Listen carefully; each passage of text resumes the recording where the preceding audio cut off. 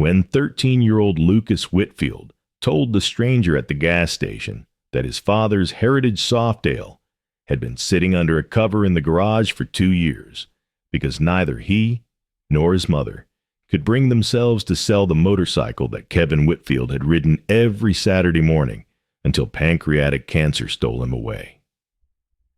And that the hardest part wasn't the loss itself, but the promise Lucas would never see fulfilled. The promise that on his 16th birthday, his dad would hand him the keys and let him ride. The biker named Priest saw something more than grief in the boy's eyes. He saw a sacred trust waiting to be honored. What began with a business card and an offer to help became a 3-month restoration of both motorcycle and hope. A 16th birthday ride with 200 brothers flanking a boy on his father's bike, and an annual memorial tradition that now draws 500 riders to honor everyone who's ever loved someone enough to keep their memory alive on the open road. The gas station on Route 58 outside Tehachapi wasn't the kind of place where life-changing conversations happened. It was a 2-pump Chevron with a mini-mart that sold overpriced beef jerky and coffee that had been sitting on the burner since dawn. Truckers stopped there because it was the last fuel for 40 miles. Bikers stopped there because the view of the mountains was worth the detour. Nobody stopped there expecting anything more than gas and maybe a bathroom break. Derek Priest Rawlings had been riding for 6 hours straight when he pulled in, his black Road King rumbling to a stop at the far pump. He was 57 years old, sergeant at arms for the Iron Covenant MC out of Riverside. A tall man with silver hair pulled back in a ponytail and a neatly trimmed gray beard that made him look more like a retired professor than a biker. The nickname came from his habit of listening more than talking, of offering counsel without judgment, of being the person brothers came to when they needed wisdom instead of muscle. He'd been riding alone today, something he did every few months when he needed to clear his head. His wife of 32 years, Connie, understood these trips. She called them his communion rides. Just him, the road, and whatever God or universe was listening. He'd left before sunrise, ridden north through the desert, and was now working his way back through the mountains as the afternoon sun painted everything gold. The boy was sitting on the curb near the air pump, a skateboard across his knees, staring at nothing in particular. He looked about 13 or 14, with sandy brown hair that needed cutting and a red hoodie, with the sleeves pushed up despite the October chill. What caught Priest's attention wasn't the boy himself, but the way he was looking at the Road King, not with the casual curiosity most kids showed, but with something deeper: recognition, longing, loss. Priest filled his tank, replaced the nozzle, and instead of heading inside to pay, walked over to where the boy was sitting. "Nice skateboard." The boy looked up, startled out of whatever thought stun had been consuming him. "Thanks. You waiting for someone?" "My mom. She's inside. Takes forever." The boy's eyes drifted back to the motorcycle. "That's a Road King, right? 2019? Priest raised an eyebrow. "Close. 2018. You know your bikes." "My dad taught me." The words came out flat, practiced, the way people say things they've said so many times they've stopped feeling them. "He had a heritage soft ale, black and chrome. He used to take me riding on weekends." "Used to?" The boy's jaw tightened. "He died 2 years ago. Pancreatic cancer." Priest was quiet for a moment, letting the weight of that settle. 2 years. Long enough for the initial devastation to fade into something duller, but no less painful. Long enough for everyone else to expect you to be over it. Not long enough for a kid to stop missing his father. "I'm sorry," Priest said. "That's a hard thing." The boy shrugged, the universal gesture of teenagers trying to pretend they're okay when they're not. "It's whatever. What's your name, son?" Lucas Whitfield. I'm Derek. People call me Priest. He sat down on the curb a few feet away from Lucas, his knees protesting, but his instincts telling him this conversation wasn't over. You said your dad had a heritage softale. What happened to it? Something flickered across Lucas's face. Pain, anger, love all twisted together. It's still in the garage. Mom can't bring herself to sell it. Neither can I. So it just sits there, under a cover. I go out and look at it sometimes. Make sure the mice aren't getting into it. He laughed, but there was no humor in it. Pretty stupid, right? Taking care of a bike nobody's ever gonna ride. Doesn't sound stupid to me. Sounds like you're keeping a piece of your dad alive. Lucas looked at him then. Really looked, his eyes searching Priest's face for mockery or pity, and finding neither. Everyone says I should let it go. Move on. He'd want you to be happy. Like they know what he'd want. Like they knew him at all. Did they? No. Nobody knew him like I did. Not even Mom, really. She loved him, but she didn't understand the bike stuff. That was our thing. Every Saturday morning we'd get up before she woke up and we'd just ride. Sometimes for an hour, sometimes all day. He showed me everything. How to check the oil, how to listen to the engine, how to lean into curves. He promised he'd teach me to ride when I turned 16. Lucas's voice cracked on the last word, and he looked away quickly, swiping at his eyes with the back of his hand. He made that promise year before he got sick. Said on my 16th birthday, he'd hand me the keys and let me take her out. Said it would be the best day of his life, watching me ride. Lucas stared at the ground. I turned 16 in 4 months. He's gonna miss it by 2 years. Hick, subscribe. If you believe that the people we love stay with us even after they're gone. Comment where you're watching from. And share this with someone who understands that grief doesn't have a timeline, and that keeping someone's memory alive isn't stupid. It's sacred. Priest had buried his own father 20 years ago. A hard man who'd never understood his son's choices, but had loved him in his own flawed way. He'd buried brothers from the club, friends from his years in the army, a nephew who died too young from an overdose. Death was a familiar companion to anyone who'd lived long enough to accumulate losses. But there was something about a child losing a parent that cut differently. A father who'd never see his son grow up. A son who'd carry that absence forever. Lucas, what's your dad's name? Kevin Whitfield. Tell me about him, not about the cancer, about who he was. Lucas was quiet for a moment, and Priest could see him deciding whether to trust this stranger with something precious. Finally he spoke. He was a firefighter, 23 years with Kern County. He used to say that fighting fires and riding motorcycles were the same thing. Both made you feel alive in a way nothing else did. He got the bike when I was 4. Learned to ride from a guy in his station. Fell in love with it. Mom hated it at first. Thought it was dangerous. But Dad wore her down eventually. He was good at that. Wearing people down with patience instead of arguments. Smart man. The smartest. He could fix anything. Didn't matter what was broken. Cars, appliances, relationships. Dad could figure it out. When I was 10, I got into this huge fight with my best friend. Stupid stuff I don't even remember what about. Dad didn't lecture me or tell me what to do. He just took me for a ride. And by the time we got back, I'd figured out how to fix it myself. He was like that. He didn't give you answers. He gave you space to find them. That's a rare gift. Yeah, Lucas's voice was barely above a whisper now. I didn't know how rare until he was gone. The door of the mini-mart opened, and a woman emerged. Early 40s, tired eyes. The kind of beauty that had weathered hard years and come out softer instead of harder.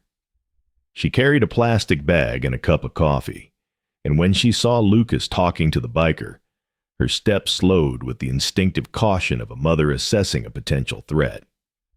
Lucas noticed her hesitation. "Mom, it's fine. This is Priest. He rides a Road King." The woman's expression shifted as her eyes moved from the biker to the motorcycle, to her son's face. She'd seen that look on Lucas's face before, the one he got when something reminded him of Kevin.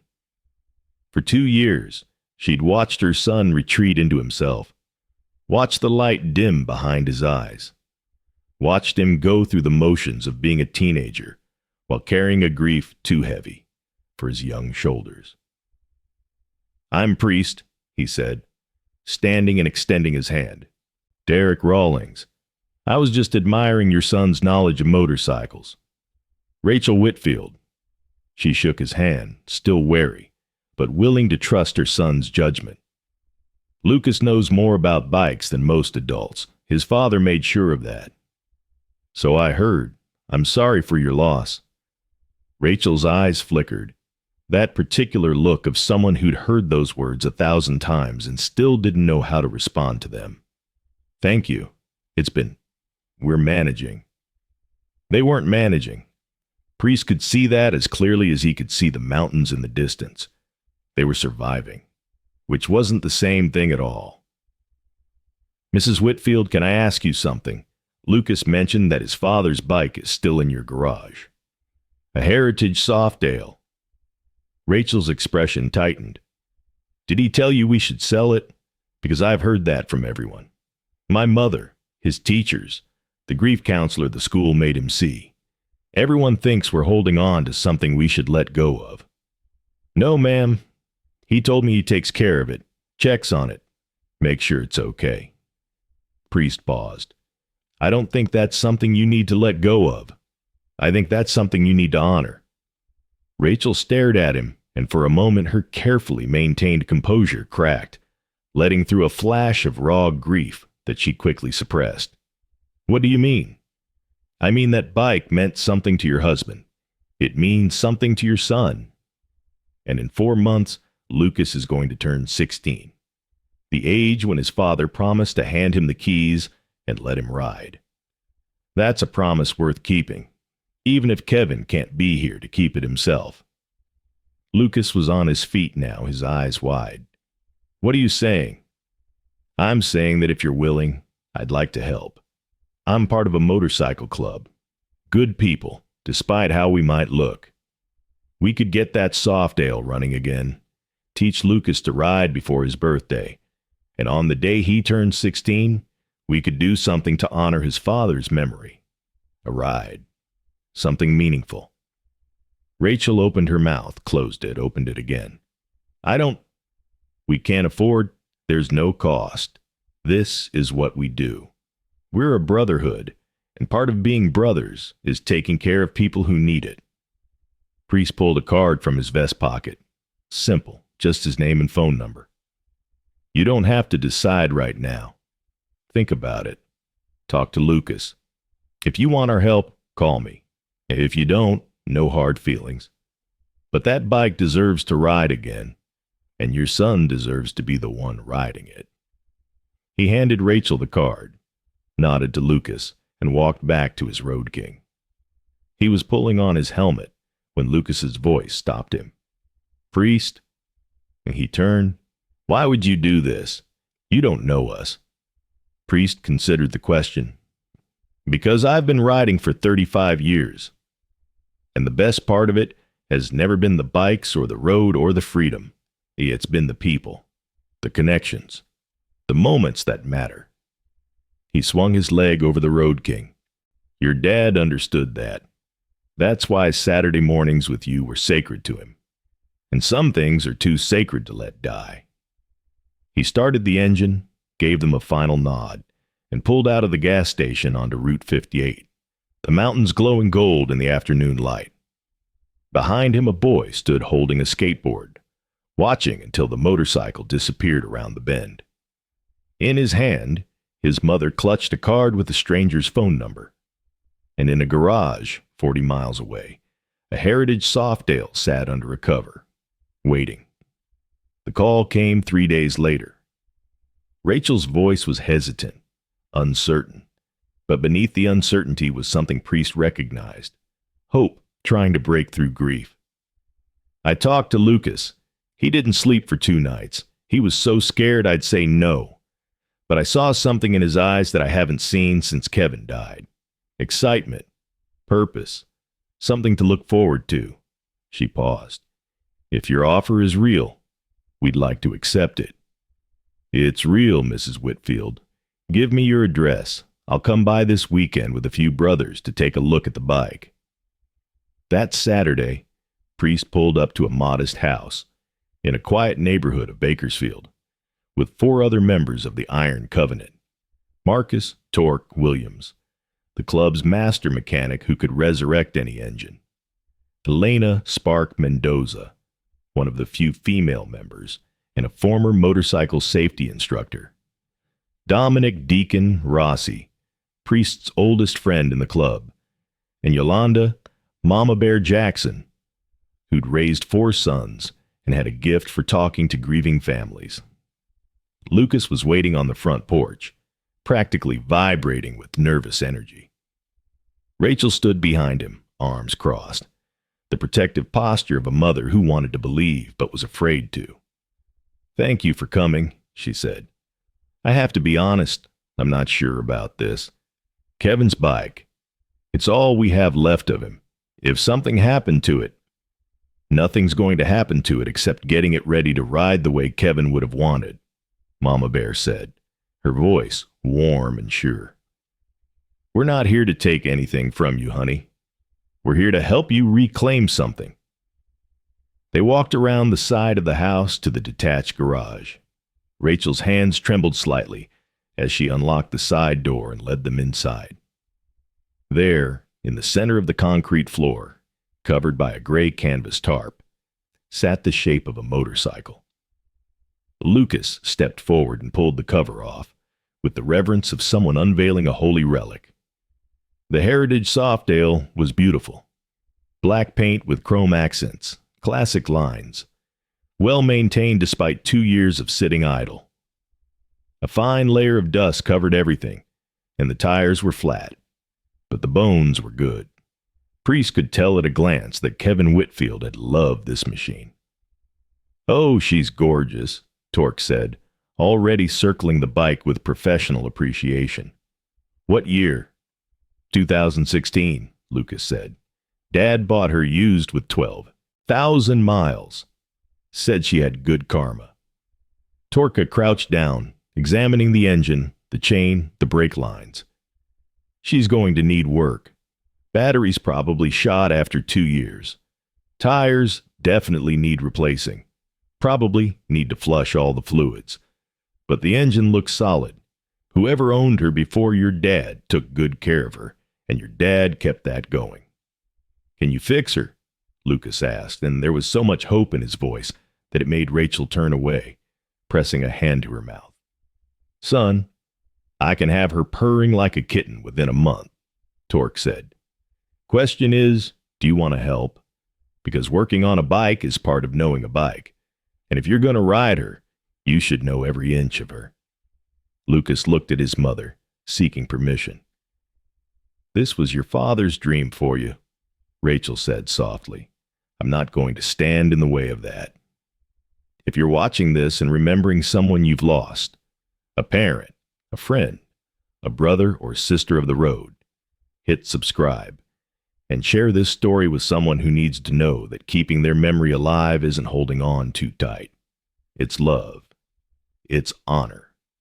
It's exactly what they would have wanted." For the next 3 months, Lucas Whitfield learned more about motorcycles than most people learn in a lifetime. Every Saturday morning, the same time he used to ride with his father, he went to the Iron Covenant clubhouse in Riverside, where Torque had moved the Softdale to his shop.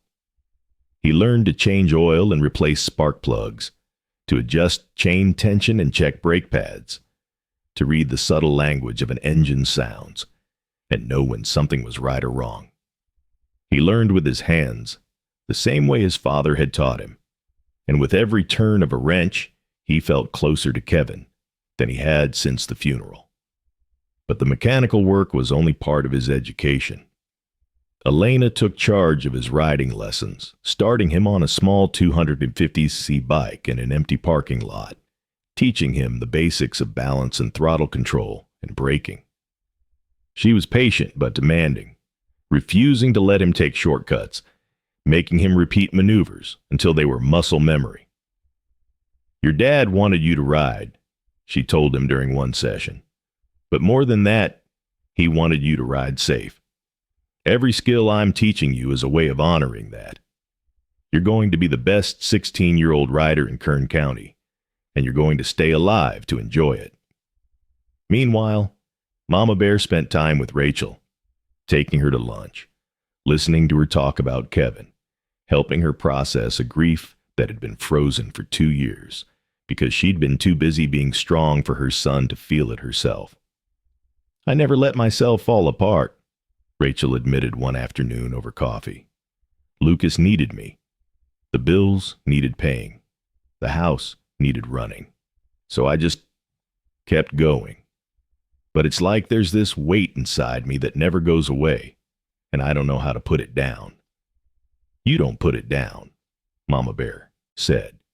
"You learn to carry it differently, and you let other people help you carry it. That's not weakness, honey. That's wisdom."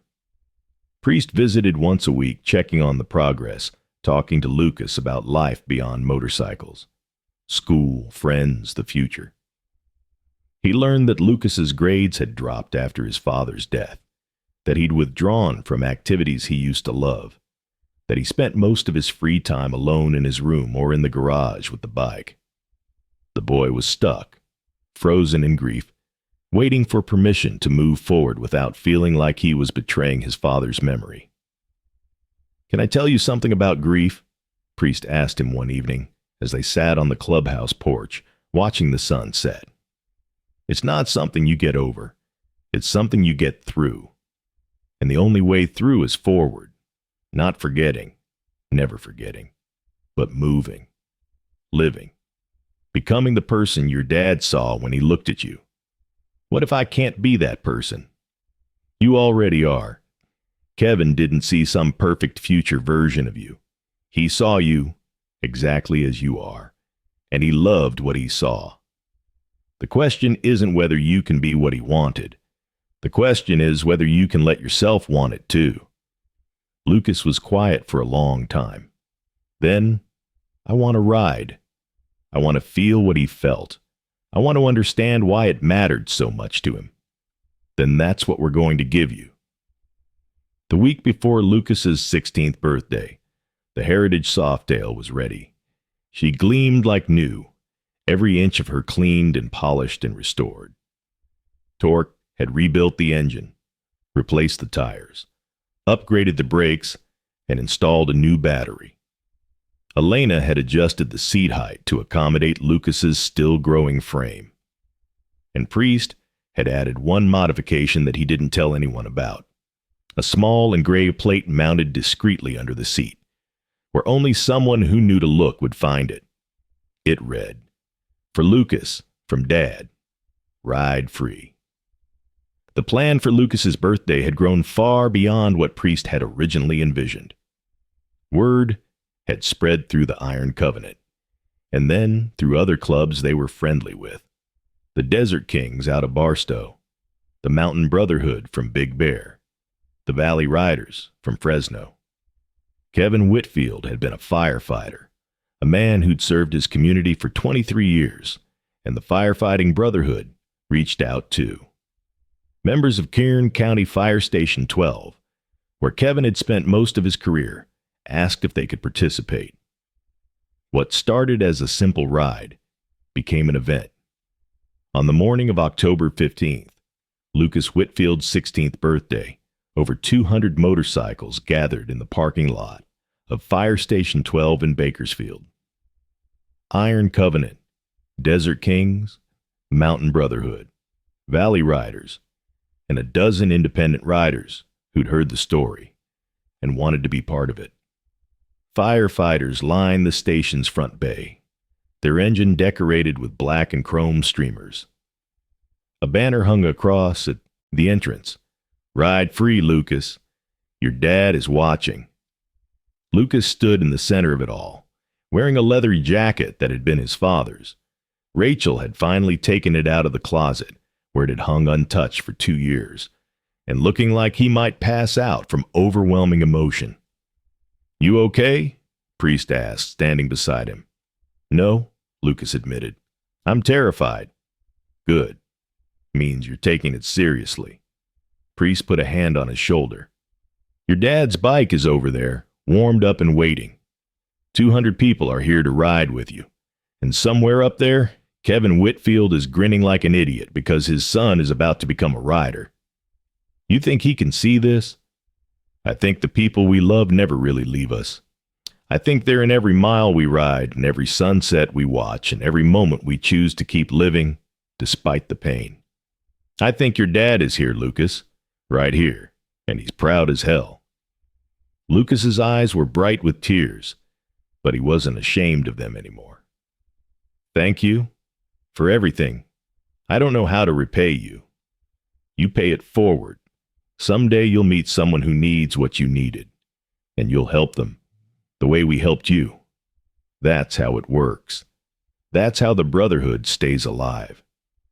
Rachel approached, her own eyes wet, and pulled her son into a fierce hug. "Your father would be so proud of you," she whispered. "I'm so proud of you." "I love you, Mom." "I love you too, baby. Now go ride, go be with your dad." Thank you for watching this story about a boy who kept his father's bike in the garage for 2 years, and the brotherhood that helped him finally ride it. If it reminded you that grief is not a weakness, and that the people we love are never truly gone, as long as we carry them with us, please subscribe to Gentle Wheels and share this with someone who needs to know that healing doesn't mean forgetting. Tell us in the comments, who do you carry with you? Who taught you something that changed your life? Who would be proud of who you've become? Lucas walked to the Heritage Softdale, his father's bike, now his bike. He swung his leg over the seat the way Elena had taught him, the way he'd practiced 100 times. He turned the key, felt the engine rumble to life beneath him, and for a moment he just sat there, eyes closed, feeling it. This was what his father had felt. This connection between human and machine, this promise of freedom and motion, and being alive in a way nothing else could match. Kevin Whitfield had wanted to share this with his son, and even though he couldn't be here to see it, his wish was coming true. Lucas opened his eyes, looked at the 200 riders waiting for him, and smiled. "Let's ride." The procession rolled out of Fire Station 12 at exactly 10 a.m., the same time Kevin and Lucas used to leave for their Saturday morning rides. Lucas rode at the front, flanked by Priest on one side, and Fire Captain Ramirez, Kevin's former supervisor, on the other. Behind them stretched a river of chrome and leather that went on for blocks. They rode through Bakersfield, past Kevin's favorite diner, past the church where he and Rachel had married, past Lucas's school, where students and teachers lined the fence to cheer. They rode out into the country, through the Golden Hills, where Kevin had taught Lucas about leaning into curves and reading the road. They rode to a scenic overlook, where Kevin had taken Lucas on his very first ride, 12 years ago, when Lucas was 4 years old and had to sit in front of his father, tiny hands gripping the tank, giggling with pure joy. At the overlook, they stopped. 200 riders lined up along the ridge, engines idling, the sound like rolling thunder. Lucas dismounted and walked to the edge, looking out over the valley where he'd grown up, where his father had lived and worked and loved. Priest joined him. "How do you feel?" "Like he's here." Lucas's voice was steady now, certain, like he never left. "That's because he didn't. He's in every mile you just rode. He's in that bike. He's in you." Priest reached into his vest and pulled out a small wooden box. I have something for you. We found it when we were going through the bike. Your dad had it hidden in the saddlebag. Looks like he was saving it for today. Lucas took the box, his hands trembling. Inside was a folded letter and a small silver keychain in the shape of a motorcycle. The letter was in Kevin's handwriting. Lucas, if you're reading this, you just turned 16, and I just handed you the keys to my bike. I've been waiting for this day since you were born. Not because the bike matters. It doesn't, not really. What matters is what it represents. Freedom, adventure, the open road, and most of all, the time we get to spend together. I want you to know that being your father has been the greatest ride of my life.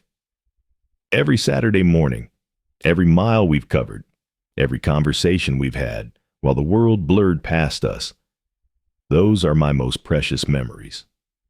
And now, we're starting a new chapter, one where you're not a passenger anymore. You're a rider. Be safe. Be smart. Be kind. Take care of the people you love.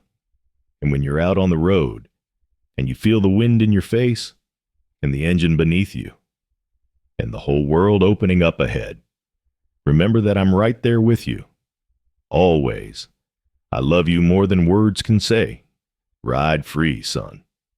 Dad Lucas read the letter twice, then pressed it to his chest, his shoulders shaking with sobs that he didn't try to hide. Rachel was beside him then, wrapping her arms around him, crying too. And for a long moment they just held each other, while 200 bikers stood witness to a grief finally allowed to breathe. When Lucas finally looked up, his face was wet, but his eyes were clear. I know what I want to do, he said. I want this ride to happen every year. Not just for me, for everyone who's lost someone. Everyone who needs to remember that the people we love don't disappear when they die. They just ride ahead, and we'll catch up eventually. Priest smiled. I think we can arrange that. The Kevin Whitfield Memorial Ride happened for the first time on October 15th, Lucas's 16th birthday. The next year, it was bigger, 300 bikes. The year after that, 500. Word spread through the motorcycle community, through firefighting networks, through grief support groups, and online forums where people shared stories of loss and healing. What had started as one biker helping one grieving boy became a movement. The ride happens every year now, on the third Saturday of October. It starts at Fire Station 12 in Bakersfield, ends at the scenic overlook where Kevin took Lucas on his first ride, and includes anyone who wants to participate. Bikers, firefighters, families who've lost loved ones, people who just want to be part of something meaningful. At the overlook, they hold a brief ceremony where people can share the names of those they're riding for. Then they release biodegradable balloons, one for each name spoken, and watch them drift toward the sky. Lucas Whitfield is 23 now. He graduated from California State University with a degree in fire science, following in his father's footsteps. He's a probationary firefighter at Station 12, the same station where Kevin served for 23 years. And every year, he leads the memorial ride on his father's Heritage Softail, the same bike that sat in a garage for 2 years, waiting. Rachel Whitfield found her way back to joy. She started a grief support group for widows and widowers, met a man named David 2 years after Kevin's death, and eventually remarried. David doesn't try to replace Kevin. Nobody could. But he honors Kevin's memory and treats Lucas like a son. The Heritage Softail has a place of honor in their garage, and David has learned to appreciate the rumble of its engine on Saturday mornings. Priest is 64 now, semi-retired from the Iron Covenant, but still riding, still offering counsel, still showing up when people need him. He's watched Lucas grow from a grieving teenager into a confident young man, and he considers it one of the proudest accomplishments of his life. "You know what Kevin gave you?" Priest asked Lucas once, as they sat at the overlook, watching the sunset after a memorial ride. "The bike? More than that. He gave you a model of what it means to be a good man. Patient, kind, present. Someone who shows up for the people he loves." Priest looked at him. "And you've become that. You became exactly what he hoped you'd be." "I had help." Lucas smiled. "A stranger at a gas station who decided to care. That's how it works. Someone helped me when I needed it. I helped you. You'll help someone else. The chain never breaks." Lucas looked out at the valley, the same view he'd seen 1,000 times, and felt his father's presence as surely as he felt the cooling evening air. Dad used to say that every ride has a destination, but the journey is what matters, Lucas said quietly. "I think I finally understand what he meant. It's not about where we end up. It's about who we become along the way, who we help, who we carry with us." He reached into his pocket and pulled out the silver keychain his father had left him, the tiny motorcycle that had been waiting in the saddlebag for a birthday his father never lived to see. "Ride free, Dad," he whispered. "I'll catch up eventually." The sun dipped below the mountains, painting the sky in shades of gold and orange and pink, the same colors Lucas had watched with his father on 100 Saturday mornings, the same colors he'd teach his own children to love someday. And somewhere, in whatever place exists beyond roads and destinations, Kevin Whitfield smiled. His son was a rider now. The promise had been kept.